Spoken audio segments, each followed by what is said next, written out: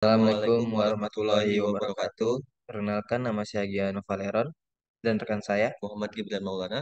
Di sini kami akan mempresentasikan robot line follower. Sebelum itu, apa itu robot line follower? Jadi, robot line follower itu adalah robot yang bergerak dengan cara mengikuti garis dengan bantuan sensor. Nah, prinsip dan cara kerja robot line follower itu yang pertama, eh, sensor inframerah itu akan mendeteksi atau memancarkan cahaya dan akan diserap oleh dioda. Dia itu memancarkan cahaya kepada garis yang akan dilewati oleh robot dan cahaya tersebut akan diterima oleh dioda. Lalu akan diterima oleh fotodioda. Lalu informasi tersebut akan diberikan kepada Arduino Uno dan Arduino akan memproses informasi tersebut dan akan disalurkan ke motor DC untuk digerakkan. Apakah robot itu akan bergerak maju atau mundur atau belok kanan atau belok kiri. Dan berikut adalah desain skematik sensornya. Di sini kami menggunakan 6 buah sensor di mana masing-masing sensor memiliki satu LED, satu fotodioda dan dua buah resistor yaitu resistor 10K dan 470K yang terhubung ke 4 konektor pin. Dan berikut adalah layout dari sensor itu sendiri. Nah, dan ini adalah hasil jadi sensornya. Sensor tampak depan seperti pada gambar berikut terdiri dari ada 6 sensor di situ ya, 6 LED dan 6 fotodioda dan tampak belakangnya seperti berikut.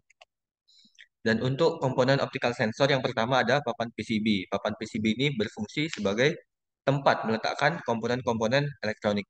Dan kedua adalah fotodioda. Fotodioda berfungsi untuk mendeteksi adanya cahaya. Fotodioda juga dapat mengubah cahaya menjadi arus listrik. Kemudian ada terminal block yang mana fungsinya sebagai penghubung sekaligus mengisolasi arus listrik, dan resistor yang berfungsi untuk mengendalikan dan memberi hambatan terhadap aliran arus dalam suatu rangkaian elektronika. Kemudian ada pin header yang berfungsi sebagai soket atau tempat menghubungkan kabel-kabel konektor. Terus ada LED yang berfungsi sebagai lampu penerangan yang sangat hemat energi, juga dapat difungsikan sebagai pengirim informasi berupa cahaya. Kemudian ada kabel jumper yang berfungsi sebagai konduktor listrik untuk menyambungkan antara satu rangkaian dengan rangkaian lain. Dan ini adalah desain skematik driver motor. Di sini kami menggunakan L298N yang di bawah ini terhubung dengan 8 dioda dan terhubung dengan dua motor. Dan kami menggunakan IC 7805 sebagai regulator untuk mengubah dari 9 volt ke 5 volt. Dan berikut adalah layout driver motornya. Dan ini adalah hasil jadi dari driver motor. Seperti yang terlihat di sini terdapat beberapa kabel jumper dan ada pin heater di bagian atas, dua kapasitor, dan kami menggunakan LED merah sebagai penanda nyala atau enggaknya. Dan untuk komponen driver motor yang pertama adalah papan PCB tentunya yang berfungsi sebagai tempat untuk meletakkan berbagai komponen elektronik. Kemudian ada dioda. Dioda berfungsi sebagai penyearah arus dan tegangan. Kemudian kami menggunakan L298N yang berfungsi sebagai pengontrol kecepatan serta arah perputaran dari motor DC. Dan kami menggunakan IC 7805 yang berfungsi untuk mengubah tegangan sehingga menghasilkan tegangan yang tetap. Dan kami menggunakan kapasitor yang berfungsi untuk menyimpan tegangan dan kuat arus yang diberikan oleh power supply. Kemudian kami menggunakan resistor untuk mengendalikan dan memberi hambatan terhadap aliran arus dalam suatu rangkaian elektronika. Dan kami menggunakan pin header yang berfungsi sebagai soket, tempat menghubungkan kabel-kabel konektor, LED sebagai penerangan yang hemat energi, juga dapat difungsikan sebagai pengirim informasi. Dan yang terakhir adalah kabel jumper sebagai konduktor listrik untuk menyambungkan satu rangkaian dengan rangkaian lainnya. Nah, lalu di sini ada flowchart dalam membuat robot line follower. Yang pertama tuh kita awali dengan mulai.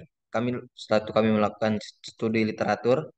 Lalu setelah melakukan studi literatur, kami membuat desain dari rangkaian driver dan sensor. Jika sudah bisa, kami akan simulasikan. Jika sudah jadi ya, kami simulasikan. Jika berhasil, kami akan langsung membuat layout dari driver motor dan sensor.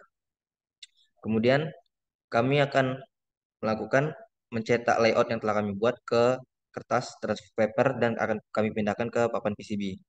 Setelah itu kami akan melakukan etching, mengebor PCB, mengecek komponen yang tersedia, lalu sebelum kami menyolder, kami akan mengecek dulu apakah komponen tersebut akan berfungsi dengan baik atau tidak. Jika tidak, kami akan mengganti komponen tersebut dengan yang dapat berfungsi. Nah, jika sudah bisa atau sudah berfungsi, kami akan melakukan penyolderan. Penyolderan ini berfungsi agar komponen yang telah dipasang tidak lepas-lepas lagi. Lalu kami akan mengecek lagi nih apakah rangkaian yang telah kami solder dan telah kami buat apakah berfungsi dengan baik atau tidak. Jika sudah, kami akan tampilkan kepada main pro atau dosen-dosen yang lain dan selesai. Nah, sebelum membuat robot land follower ini, apa sih yang kita butuhkan? Di sini kita membutuhkan beberapa alat dan bahan. Alatnya adalah yang pertama papan PCB, printer laser jet, sedot timah, solder, drill, dan lain sebagainya. Sedangkan bahannya adalah kertas transfer paper, larutan ferric chloride, baterai, komponen, timah, dan lainnya. Selanjutnya kita masuk dalam proses pembuatan. Jadi dalam proses pembuatan, yang pertama itu ada kita print layout. Jadi setelah layout yang kita buat tadi, kita print ke kertas transfer paper dengan bantuan printer laserjet. Nah, lalu langkah yang kedua adalah mensetrika. Jadi fungsi dari mensetrika di sini adalah untuk eh, memindahkan rangkaian yang ada di kertas transfer paper ke papan PCB. Nah, di antara dua cara ini kita bisa menggunakan cara lain, yaitu menggunakan autan.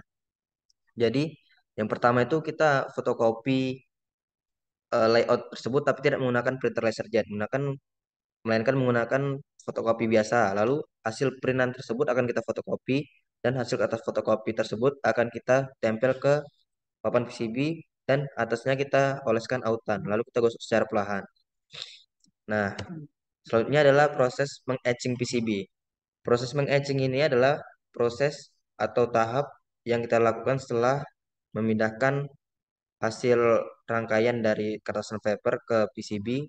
Kemudian kita etching fungsinya adalah agar tembaga yang ada di papan PCB itu larut ke garis-garis rangkaian yang telah kita buat. Nah, lalu memotong dan mendrill. Memotong PCB ini dilakukan agar kita dapat membuat bentuk PCB yang sesuai kita inginkan atau sesuai bentuk dari layout yang telah kita buat. Lalu mengdrill PCB. Nah, mengdrill ini agar berfungsi untuk tempat letak atau tempat masuknya dari semua komponen yang akan kita gunakan.